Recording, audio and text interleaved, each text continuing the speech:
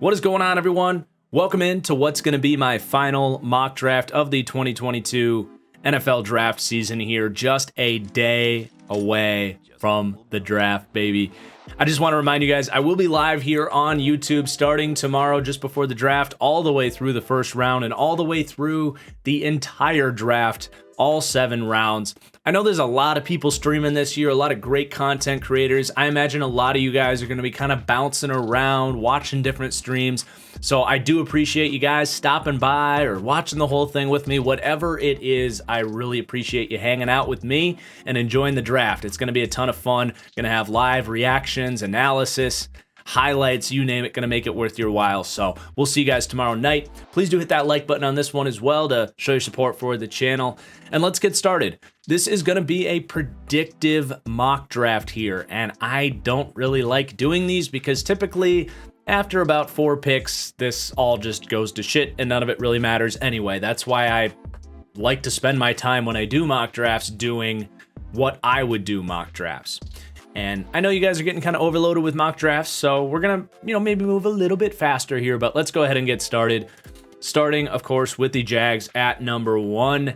And they just signed Cam Robinson to a big extension, and I have a little bit of a theory there. I think Trent Baalke knows that Doug Peterson wants to go tackle. Well, by giving a big extension to Cam Robinson, something he has the power to do, he's able to turn around and say, look, we just don't need a tackle. Cam Robinson's not going anywhere. So I think that was a little bit of a power move by Trent Baalke, and to me, that tells me he's still calling the shots. And if that's the case, Trayvon Walker is going to be the number 1 pick. And we'll save the reactions to that for tomorrow night. But it's not going to be very kind from me if they make this pick. But again, a predictive mock draft here. Then it's Aiden Hutchinson to Detroit. That's pretty simple. Michigan born and raised. They need a pass rusher, and I think that's where they go. Then it gets interesting at number 3 here. A lot of different directions they could go. Derek Stingley is actually the betting favorite for this pick, and kind of consensus has had Derek Stingley climb back up into the cornerback 1 territory ahead of Sauce Gardner. For me, though, I think for a rebuilding team, typically we see teams go more towards the trenches.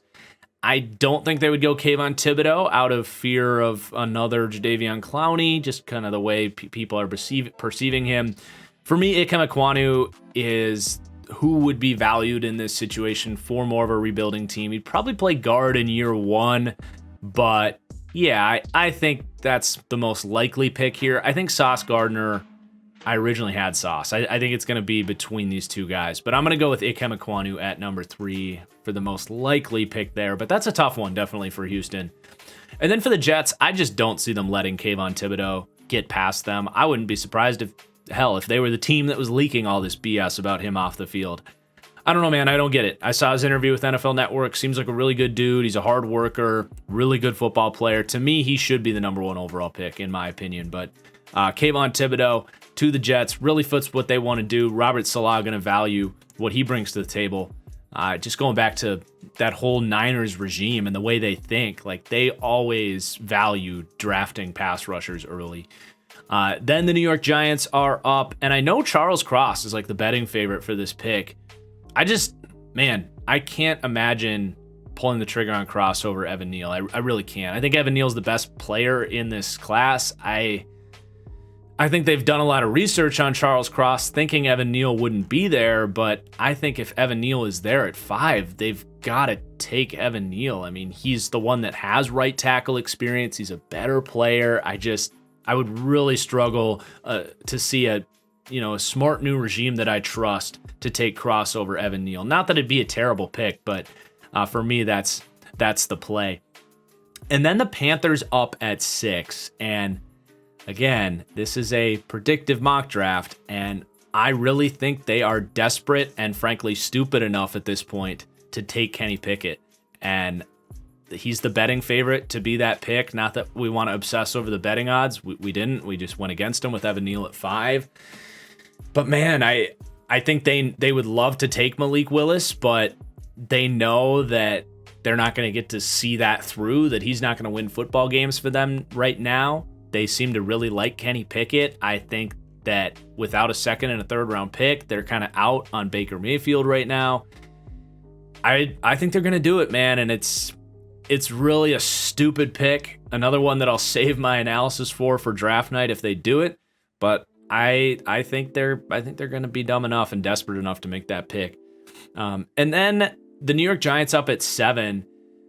I still think this is Sauce, even with the late kind of ascension of Derek Stingley. I just think Sauce Gardner is everything that they need in that system, in a true press man corner. Stingley's very good at that too, but for me, this is just the scheme fit and does everything they'd like. So we're gonna go Sauce Gardner at pick 7, and then I'm gonna have my first trade here with the Falcons, and I was really torn on this because I actually think there's a chance that they take Desmond Ridder here at 8. There's a lot of connections between those two. I think they could also take Malik Willis here. I think that'd be really stupid. I think they're in a really good position to get a better quarterback next year, load up on picks, potentially trade down, get even better picks next year. I'm going to hope that they're smart enough with Arthur Smith and those guys to not get antsy here and take a quarterback right now. The trade down here is going to be with the Pittsburgh Steelers. I do think the Steelers, I know we talk about this so much, but I really do think that they're going to come up for Malik Willis. I think every reason we've talked about for them, the fact that they need to have an elite quarterback in that division with Watson and Burrow and Lamar, and the fact that they're tied to him, like they like him. I think they're going to pull the trigger on this. They've got a good roster. They've got a couple of holes. I'm not going to bother with like what this trade would look like. It'd probably cost you to get up to 8, probably cost you your first round next year, and that's about it. But I'm not going to really bother with the trade value here. So you guys can go to your trade value charts and figure out what that would be. But we are going to take Malik Willis for the Pittsburgh Steelers. I do think they're going to be looking to move up to get him. And that's, some people might be like, why would you trade up for him? That's to jump anyone. It's to jump Seattle. It's to jump Washington, Minnesota, New Orleans. You just don't know, or anybody else coming up for him. You just don't know who's going to have their eyes. Maybe Detroit's got their eyes to come back up. I think you've got to get ahead of pick 20 if you want Malik Willis, and they know that. Okay, Seattle's up, and I'm going to go with Jordan Davis. I did this in my what I would do mock draft as well, but for me, Seattle's they're always a little bit outside the box. I think it does make sense with their system. I know they have depth at the defensive tackle spot, but they don't really have a great nose tackle that can really thrive in that system, where they're going to be in a lot more lighter packages. They're going to be inviting the run. So I actually think Jordan Davis would be a good pick for them. I think the NFL is going to just really value this guy, and I think the Seahawks make a lot of sense for Jordan Davis. And they've always, I know they've changed a little bit, but I just don't think they're going to change enough to draft a corner in the top 10 after being a team that's always viewed that as a position that you don't have to necessarily invest in. And frankly, in a quarters heavy system, corner and safety are about as equal importance, which is what they're going to be in.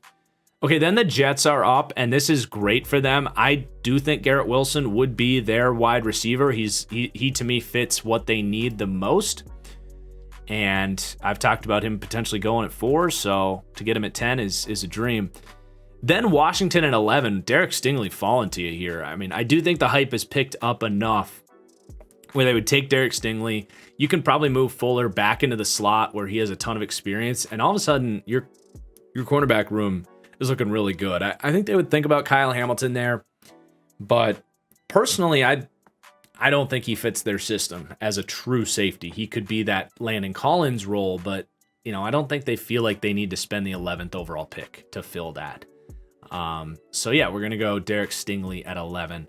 And then the Vikings, I'm going to take Trent McDuffie. I thought about maybe a trade down here with the new regime, but I do think that there's a big drop off at corner, and this isn't a team that's in rebuild mindset. They really are not. And I think they would love to fill out that secondary with Trent McDuffie. It's the biggest hole on that roster right now.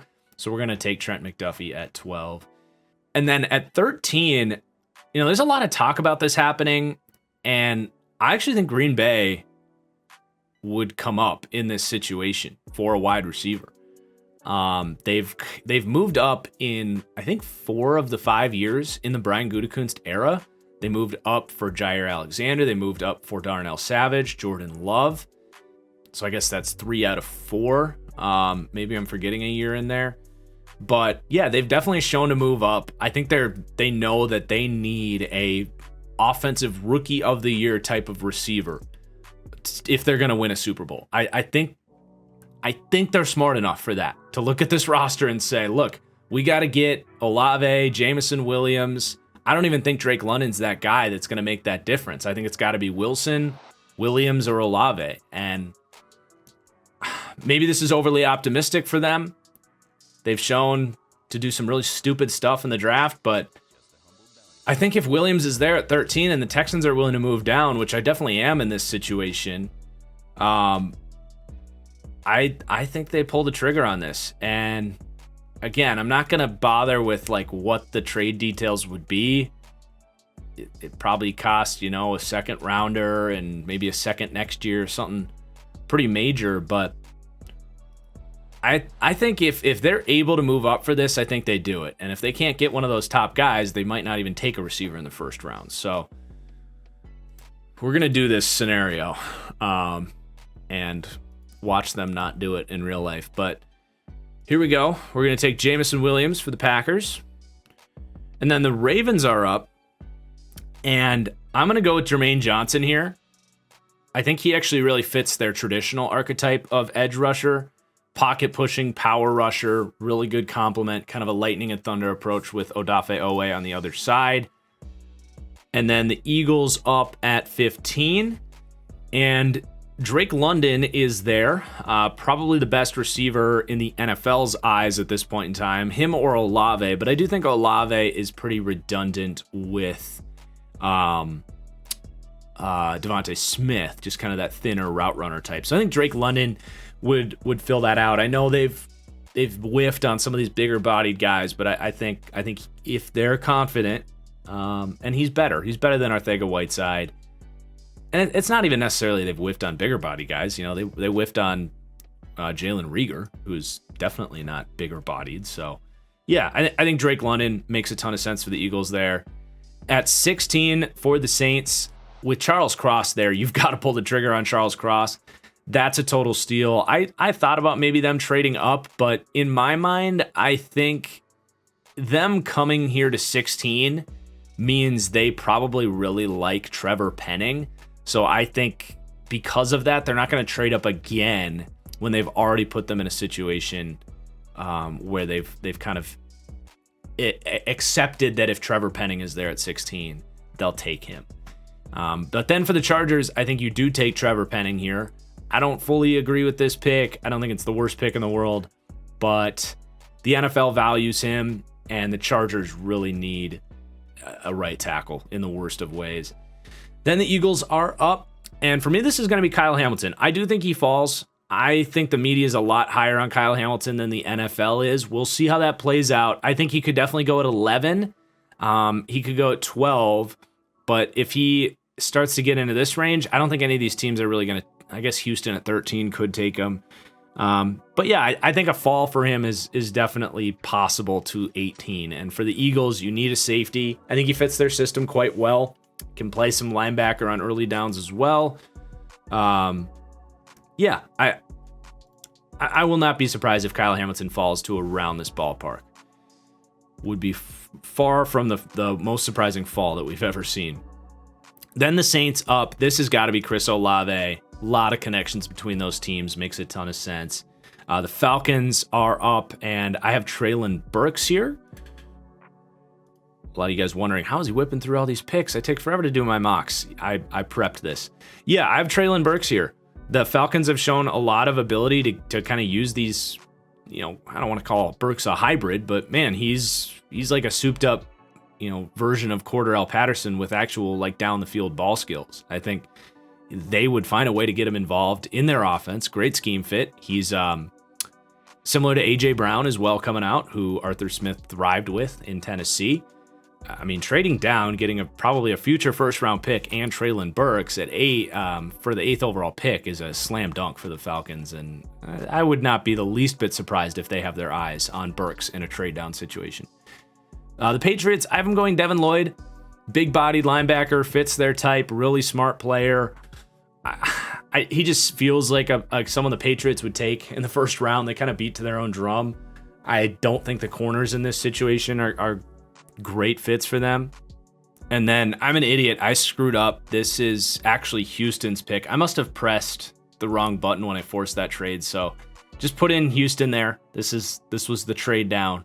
But for Houston, I'm going to take Andrew Booth. You can still get a really good corner, and he actually is really good for cover 2 here and would grow up really well in your system. So you didn't take corner at 3, but you can still get a really good one with a ton of upside in Andrew Booth at 22. A ton of zone experience. I think he's definitely a Lovie Smith corner. So that, again, is Houston taking Andrew Booth at 22. And then the Cardinals are up at 23. Man, pass rush for them is just such a problem. They have just line play in general is an issue, but with you just can't count on JJ Watt to stay healthy at this point. You just can't. And then it's Marcus Golden. Like, come on, you've got to get someone else in there. George Karlaftis is an immediate impact. I think he's underrated in a lot of ways. I think the gap between him and Aiden Hutchinson is a lot smaller than people are talking about. I know there's a lot of NFL teams that aren't high on him, but I can't imagine the Cardinals, who this is their type, right? They have JJ Watt. They have Marcus Golden. They like a pocket pushing type. With a lot of strength, both Golden and JJ Watt. I think he fits exactly what they look for. So we're gonna go George Karlaftis to the Cardinals, and then the Cowboys. I am gonna go Tyler Smith here. The NFL seems really high on this guy. I don't get it. I think he's a second to a third round guy. He's a developmental guy, but this does make sense. He is a really high upside player. He would play guard right away, which I don't mind him at guard like at all. I think he's gonna be a good guard right away. And then he kind of can eventually maybe kick out to tackle for Tyron Smith. Long term, so you go from Tyron Smith to Tyler Smith. But they did this with Lyle Collins. I think he played guard in his first year, and then he moved out to tackle. So I think he's kind of the type of offensive lineman that they like. So we'll go Tyler Smith there to Dallas. The Buffalo Bills, I actually think they're going to do this. It's a PFF simulator, so we got to find where he is. But I think they're going to take Breece Hall. I really do.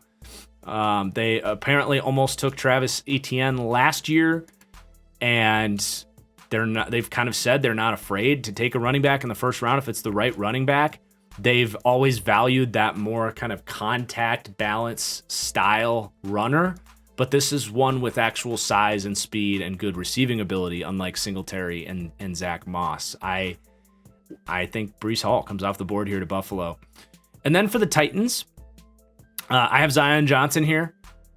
If he's there, you got to run that card up. And I think for their system, their starting left guard currently, if we pull up the Hour Lads, is literally like 285 pounds. I think Aaron Brewer, like 270 pounds. So like if they're going to start him, why not go get Zion Johnson, who's undersized but isn't, weak. So I really think if he's there, they'd take Zion Johnson. He gives you center flexibility as well. And a little note on that is that Mike Vrabel's son, Tyler Vrabel, was Zion Johnson's teammate. So he's going to get the inside scoop on Zion there as well. All right. The Tampa Bay Bucks at 27. I have Daxton Hill here. So a total steal, in my opinion, for the Bucks. They've done this literally 2 years ago when they stole my number one safety in Antoine Winfield. They love kind of versatile safety types. PFF, I think, actually lists him as a corner for some reason. I guess because he played slot corner. But yeah, I really think he's their type, and they need some more defensive back depth. They lost Jordan Whitehead, right? Yeah, I think they love Daxton Hill. Then the Packers are up at 28, and this, to me, I think would be Lewis Cine. They're going to go back to the Georgia well. They love kind of speed, size, youth. This is their archetypes. I didn't realize Cine is actually 22 and a half. That's interesting. But still a true junior coming out. Good fit to kind of play that dime safety for them. It's a team that's always thinking about developing and replacing players in the futures. Adrian Amos is someone they're probably not going to be able to afford next year. So I really like Lewis Cine in that situation. It is a little early for me, but it does sound like the NFL is higher on Lewis Cine than me. And again, this is a predictive mock draft. All right, the Kansas City Chiefs at 29. I have taking Devonte Wyatt. Reported off-field issues, whatever that means. You never know what to put in that. But the Chiefs have never been afraid to stay away from that kind of stuff. And that's a huge need. Good value to get Devonte Wyatt at the end of the first. And then also going to take Kyer Elam. Really fits their system. They love press man corner. Not a bad comp for him would be Charvarius Ward. Just really good at getting in guys' face and can be a little bit grabby at times, but Chiefs definitely don't mind doing that. Taking shots at Chiefs fans now, but it just is what it is. They're a press man system. You're going to be a little bit more grabby. So I think those are excellent upgrades to that defense. Then the Bengals. I think they're going to piss Bengals fans off and not take Tyler Linderbaum here. Maybe that's just a gut feeling, but I think they're going to be the team that takes David Ojabo here. You look at that edge group and they have players, but they don't have a number one like David Ojabo can be. They're not in a huge rush. Like, I think they did really good job in free agency to fill out their needs. I think they see this as an opportunity to, actually get an alpha edge rusher in the building, even if it's not this year, in the future. But hell, he could come back for the playoffs and make an impact for them. So I think someone at the back end of the first round is going to like Ojabo, and I'm going to go with the Bengals there. And then the Detroit Lions, the Vegas over-under on quarterbacks taken in the first round is 2.5. We've got 2 off the board with Willis and Pickett. I think they're going to do this. I think they're going to convince themselves into Desmond Ridder. I'm not saying it's a good pick, but I have a gut feeling that they're going to get impatient and want a quarterback on a 5th-year option, and getting Ridder in there, I think he kind of mentality-wise kind of fits what they like in players. So I don't know. I don't have a great explanation for that last pick. It's really just a gut feeling. I saw that 2.5 Vegas line, and it pays much better to go under. To go under. They think 3 quarterbacks are going to go. And I guess Detroit is one of those back end of the first round teams with like maybe Tennessee or someone trading up for one. But we're gonna go on a gut there. So you've got some good players falling in the first. You got Linderbaum falling, Travis Jones, Pickens, Petrie, Ebiketie. Definitely gonna be a rush on some of these guys. Kenyon Green didn't go in the first round here, so definitely see a rush at the top of the draft here. But just to recap, I'll just scroll through so you guys can see. But thank you so much for watching. It was fun. It's fun to do a predictive mock. Again, this is Houston right here, not Green Bay. But yeah, hope you guys enjoyed. We'll see you guys for the draft tomorrow night. This is not what I would do for a lot of these teams. I would be very critical of a lot of these picks if they happened, but this is my best crack at a predictive mock. Peace out.